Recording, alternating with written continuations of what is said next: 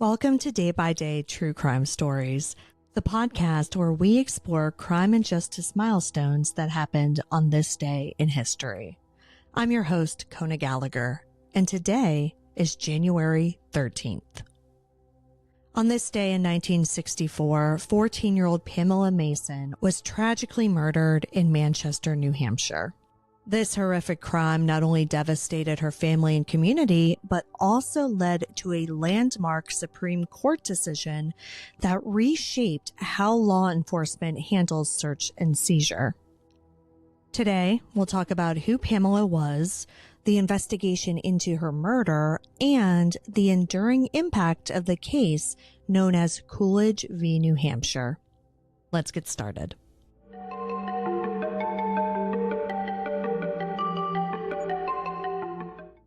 Before we explore the events of that tragic day, let's take a moment to remember Pamela Jean Mason. Born and raised in Manchester, New Hampshire, Pamela was a bright, friendly 14-year-old with an infectious smile and an eagerness to help others. She was a student at West High School and was known for her kindness and willingness to lend a hand. Like many kids her age, Pamela offered babysitting services to local families, which earned her a bit of independence and some extra spending money. Pamela's family described her as shy but warm-hearted.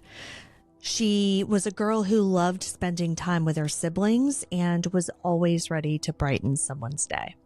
Pamela's disappearance left a void in her family's life that, of course, could never be filled. On January 13th, 1964, a major snowstorm blanketed Manchester, making it difficult to travel. But despite the weather, Pamela received a phone call from a man looking for a babysitter. He claimed his wife needed assistance and insisted on Pamela coming to their home. Concerned about the storm, Pamela's mother hesitated to let her go, but the man reassured her that his wife would be with him to help pick Pamela up. Despite her initial hesitation, Pamela's mother eventually agreed.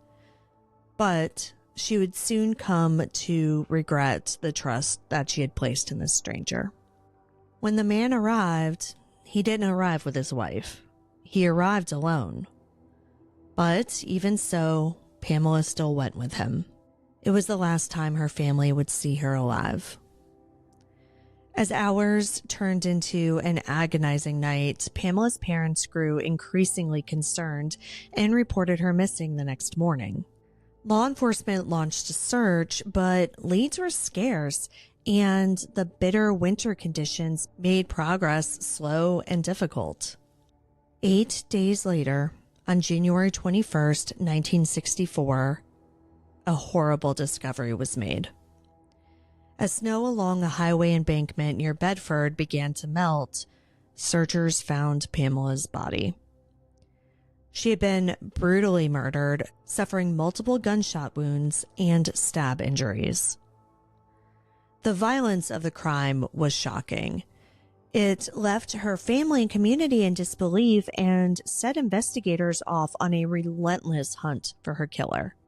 The discovery of Pamela's body triggered a massive investigation. Police scoured the area for witnesses, anybody who had maybe seen Pamela that night. They canvassed neighborhoods and followed every lead. Their efforts paid off and quickly brought them to Edward H. Coolidge, Jr., a 26-year-old local man with a reputation for odd behavior.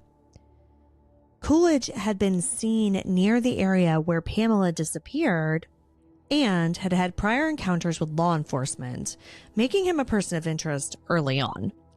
And Coolidge initially cooperated with authorities, agreeing to an interview and even taking a polygraph.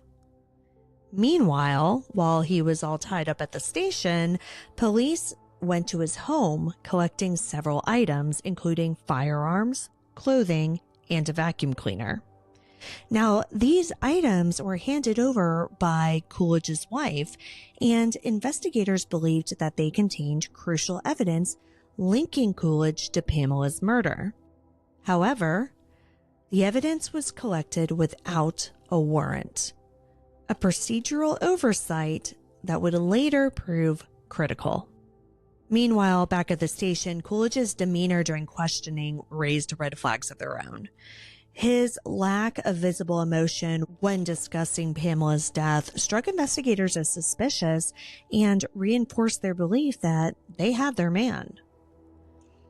By March 1964, Edward Coolidge was formally arrested and charged with first-degree murder. For the grieving Mason family, it felt like a step toward justice. But little did they know, the legal battles were only beginning. Edward Coolidge's trial began later that year, and the case against him appeared strong. Prosecutors presented physical evidence, including fibers from Pamela's clothing that matched fibers found in Coolidge's vacuum cleaner. Ballistic tests also indicated that a gun recovered from his home was consistent with bullets used in the murder. Together, this evidence painted a damning picture against Edward Coolidge. However, the defense raised a critical issue. They argued that the evidence had actually been obtained in violation of Coolidge's Fourth Amendment rights, which protects against unreasonable searches and seizure. Now, Coolidge's wife, if you recall, had handed those items over to police, but the defense had claimed that she had done so under pressure. Additionally, the police had not secured a warrant before seizing that key evidence. And the defense argued that this procedural misstep should render the evidence inadmissible.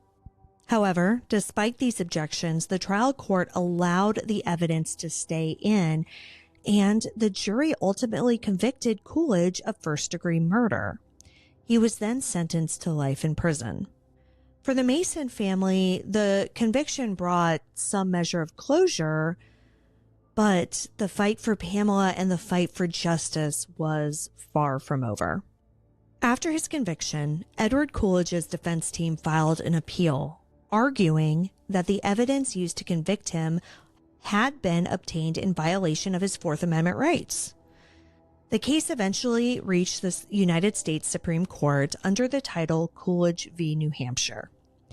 At the heart of the case was a critical question. Could evidence obtained without a proper search warrant be admitted into court, even if it was provided voluntarily by a third party?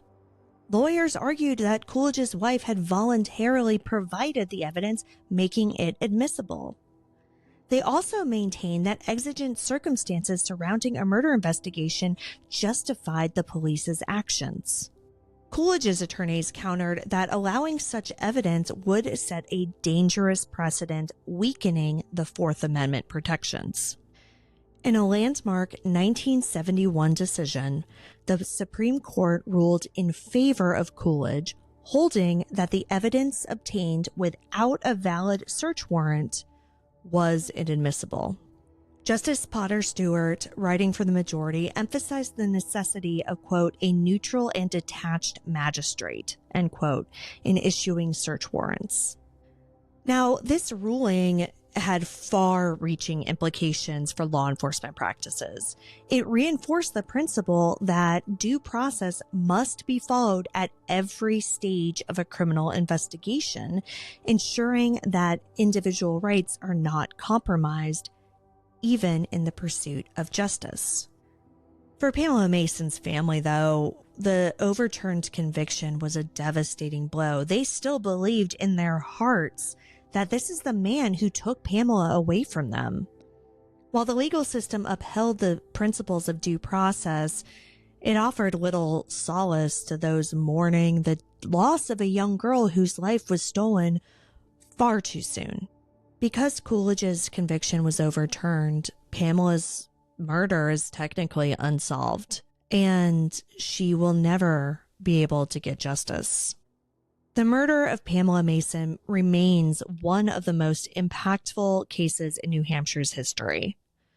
For the Mason family, the loss of their daughter was an unimaginable tragedy that left a permanent scar. For the legal system, the case became a pivotal moment in defining the boundaries of police authority and individual rights, becoming a cornerstone of Fourth Amendment jurisprudence. Pamela Mason's murder on January 13th, 1964, was a heartbreaking loss for her family, her friends, and her entire community. Today, we remember Pamela not just as a victim, but a girl who, while never receiving justice, but did end up bringing about meaningful change in the way we pursue justice. Thank you for joining me on today's episode of Day by Day True Crime Stories. If you enjoyed today's story, please subscribe, rate, and review this podcast wherever you're listening to or watching it. Be sure to join me tomorrow as we explore another milestone in true crime history. Stay safe out there. Be sure to take care of yourself and, more importantly, take care of others. Day by Day True Crime Stories is a Little Monster production. Hey, you can do it!